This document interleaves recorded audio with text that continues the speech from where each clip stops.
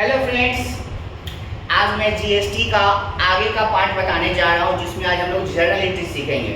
मैंने आपको जीएसटी में बता दिया था कि जीएसटी जो होता है वो दो तरह के होते हैं, एक इंट्रा स्टेट होते हैं और एक इंटर स्टेट। इंट्रा स्टेट का मतलब जब एक ही स्टेट के अंदर बाइंग और सेलिंग किया जाता है तो उसको इंट्रा स्टेट ट्रांजेक्शन कहते हैं, और जब एक स्टेट से दूसरे स्टेट में जब बाइंग और सेलिंग होता है तो उसको इंटर स्टेट ट्रांजेक्शन कहते हैं। तो इंट्रा स्टेट में जो है वो दो तरह के जीएसटी लगते हैं, एक होता है सीजीएसटी और एक होता है एसजीएसटी। ठीक है, अगर टैक्स का रेट 12% है तो दोनों हाफ हाफ हो जाएगा, 6% और 6%।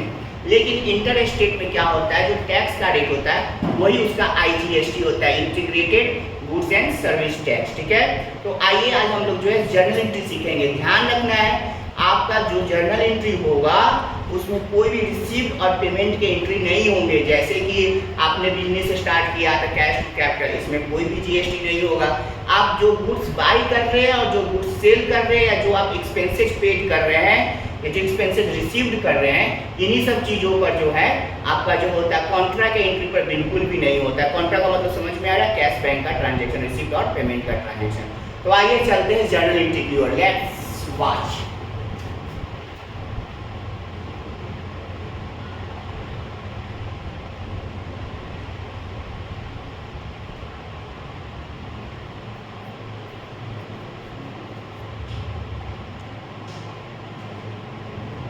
सबसे पहला एंट्री करेंगे,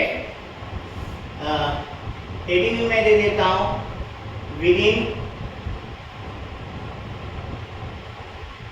इंट्रा स्टेट ट्रांजैक्शन। और कंफ्यूजन नहीं रहेगा, इंट्रा स्टेट का मतलब स्टेट के बाउंड्री के अंदर। तो सबसे पहला ऑन परचेज ऑफ गुड्स। जब हम गुड्स को परचेज करेंगे तो हमारा एंट्री होता है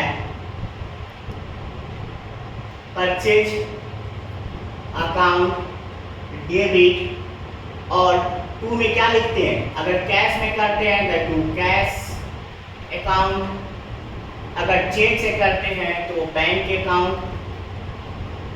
अगर उधार करते हैं तो क्रेडिटर अकाउंट।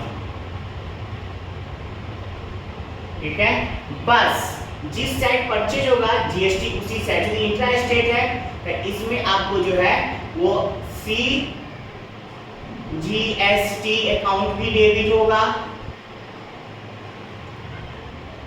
और इसमें एसजीएसटी अकाउंट भी जो है वो आपका डेबिट होगा, क्योंकि इंट्रा स्टेट में केंद्र सरकार को भी देना पड़ता है आधा, स्टेट गवर्नमेंट भी आधा लेती है। तो इस तरह से परचेज के एंट्री में जो हो गया purchase account debit, CGST account debit, S, तो इसको क्या करते हैं, इनपुट करते हैं। क्या करते हैं, इनपुट करते हैं। तो अब मैं इसके आगे इनपुट लगा दे रहा हूं, इनपुट। ठीक है, परचेज करते समय जो हम लेते हैं उसको इनपुट सीजीएसटी कहते हैं और बेचते समय जो होता है वो आउटपुट होता है। हमने पहले ही बता दिया था आपको। ठीक है, ये थोड़ा इधर धसक गया, हमको यहाँ से लिखना चाहिए था। चलिए कोई नहीं, आप समझ सकते हैं। अब इसके बाद अगर हम कोई एक्सपेंसेस पेड करते हैं, ठीक है, ऑन पेइंग ऑफ चार्जेस, कोई भी हम चार्जेस को अगर हम पे करते हैं, मान लो रेंट को ही पे कर रहे हैं, एक उदाहरण लेते हैं, तो लिखना पड़ेगा rent account debit, input CGST account debit, input SGST account debit, और रेंट तो कैश में पे होता है तो टू कैश अकाउंट। ठीक है, इनपुट जो सीजीएसटी है जरूरी नहीं कि हर बार डेबिट भी होता है, किसी किसी कंडीशन में जो है इसको क्रेडिट भी करना पड़ता है। आप कैसे क्रेडिट करोगे, हमने किसी से परचेज किया, अब हम गुड्स जब उसको रिटर्न करेंगे तो वहां पे जो है वो उससे हम जो है टैक्स का पैसा हमको मिलेगा, तो उस टाइम इसका कैंसिलेशन होता है, तो उस टाइम में जो है input C GST S GST जो है वो क्रेडिट हो जाता है। तो on goods return to creditors, तो अब क्या होगा, अब आपको जो है क्रेडिटर्स को आप डेबिट कर दीजिए, creditors account debit to purchase return account to input C GST account और to input S GST account. ठीक है, तो ये कैंसिलेशन का एंट्री हुआ, इसमें जो है इनपुट जो होता है वो इधर आ जाता है। सेम इसी तरह से जब हम सेल करेंगे तो उस टाइम में आउटपुट का नाम आएगा। ठीक है, नेक्स्ट एंट्री आप देख लीजिए, ऑन सेलिंग ऑफ गुड्स। अगर कैश में किए हैं तो कैश अकाउंट को डेबिट कीजिए, अगर चेक से किए हैं तो बैंक अकाउंट को डेबिट कीजिए, अगर उधार किए हैं तो डेटर्स अकाउंट डेबिट। और टू सेल्स अकाउंट, और सेल्स के टाइम में आउटपुट दिखाता है, to output C GST account to output SGST account. ठीक है, अब कोई अगर रेंट आप रिसीव करते हैं तो उस कंडीशन में फॉर इनकम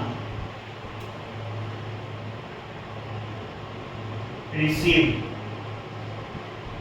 तो इनकम रिसीव करेंगे तो उस कंडीशन में क्या हो जाएगा, cash account debit to rent received account to output CGST account to output SGST account. ठीक है, एक एंट्री अब जो है हम लोग का बच गया है, वो क्या होगा, इसका भी कैंसिलेशन होता है, यानी कि जो सेल है अब उसको मान लीजिए क्या कि डेटर्स हमको रिटर्न कर रहा है, तो उसके रिटर्न का भी एंट्री होता है। तो फॉर गुड्स रिटर्न फ्रॉम, समझ आइएगा ये डेटर से आया है, तो इसके लिए जब गुड्स रिटर्न होगा तो सेल्स रिटर्न जो होगा वो डेबिट हो जाएगा, सेल्स रिटर्न अकाउंट डेबिट, और सेल्स रिटर्न डेबिट हुआ इधर ही हो जाएगा, output C GST account debit और output S GST account debit, और टू कर दीजिएगा इधर डेटर्स अकाउंट। ठीक है, तो इस तरह से एक कैंसिलेशन का एंट्री होता है। अभी जो मैंने बताया वो इंट्रा स्टेट के अंदर का ट्रांजैक्शन बताया, वीडियो ज़्यादा लंबा ना हो जाए इसलिए मैं आपको इंटर स्टेट ट्रांजैक्शन में नेक्स्ट वीडियो में बताऊंगा। ओके, तब तक के लिए टेक केयर, और वीडियो को लाइक करें और चैनल को सब्सक्राइब करें और मेरा मनोबल बढ़ाएं। जय हिंद।